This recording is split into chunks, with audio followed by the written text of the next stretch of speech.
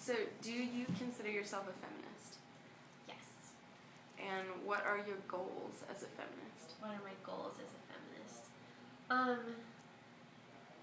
Well, certainly, I think that there should be kind of this dualism between advancing yourself personally as a feminist, so that, what's my personal feminist agenda? Well, to be treated equally, and to support that, and also to, assert myself within a patriarchal system, but then there's also, a social component as well, and so advancing that agenda too, so participating in events for the Women's Center, but also,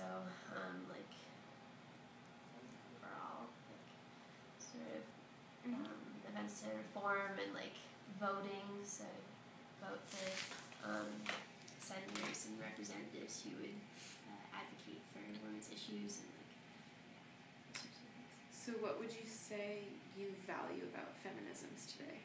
What do I value about feminisms?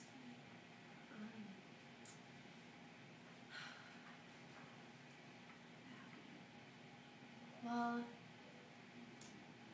I appreciate that there has been carved out a sort of dedication to gender inequality, and so that there's kind of already a foundation to stand and to build on, and I mean, we have so much to thank our predecessors for those revolutionary women. So I think that it's doing a disservice to the women and men of the past not to continue that platform, but not just as a platform. You have to rethink and evaluate, and obviously, create a modern context. How do you see new media shaping feminisms in the past 5 years? New media shaping feminisms? Propaganda-wise? Media, TV, Facebook, Twitter, all kinds of forms of media, but also, media in whatever sense you want to take it. That's interesting, because I feel like feminism has become taboo in a lot of ways as a word, or just really charged, and that a lot of media, like Fox Noise, for instance, has kind of propagandized what feminists are, and especially when it comes to politics. And feminists are often kind of criminalized for their beliefs, or also generalized. So there's a wide range of what feminism means, and there's definitely fluctuations in that. So I think that media is kind of this great leveling force, but it's also this wonderful promotional opportunity to say, look, this is another role for women in society that doesn't necessarily fit those gender constructs that we're so used to seeing.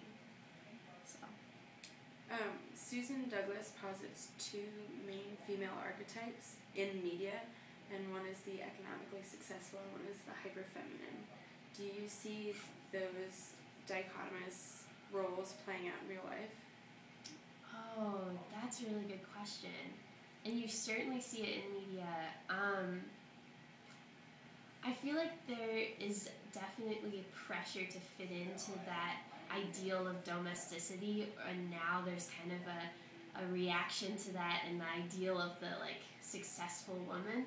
But she's so often torn down. If you look at Hillary Clinton's campaign, it is horribly painful, and some women like Nancy Pelosi somehow slip under the radar. Maybe it's age, but I think those extremes certainly play out in life, and hopefully we can find a balance that doesn't necessarily confine us to those kind of fundamentally opposites polars. Have you ever watched TV shows on MTV, like Real World or Jersey Shore? No. It's fine if you have. I saw like a little bit of Jersey Shore because my roommate was watching it, but it was unwatchable. It was so unwatchable. I just couldn't do it. How do you think that your own feminist sensibilities were shaped by seeing those television shows, if at all? Oh. Well, I think that with television, for whatever reason, there's such an impulse that I certainly share to just like turn off your critical analysis, and so you're just absorbing it kind of mindlessly.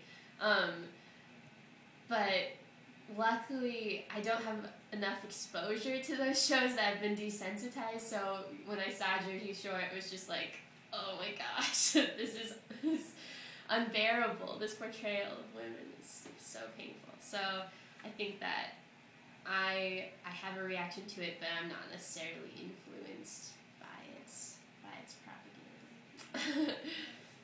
Do you think that feminist goals are accomplished today?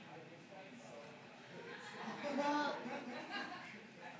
I think there's like a movement, it's called something like Postfeminism, that assumes that we have accomplished this great gender equality, which is, painfully absurd. I feel like it's the equivalent of saying that we've accomplished Marxist vision in either China or Russia.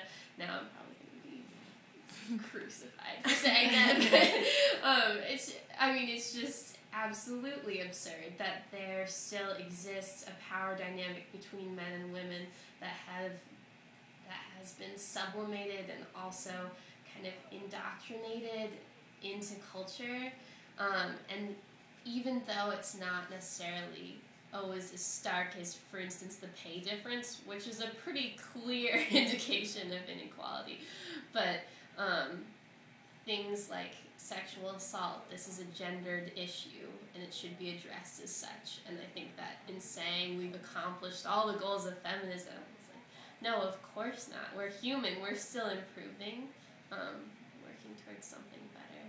So I think no. You mentioned Hillary Clinton before, but what do you think about prominent political figures like Sarah Palin and Hillary Clinton? Do you think that they contribute or detract from the feminist goals? It's so difficult. I feel like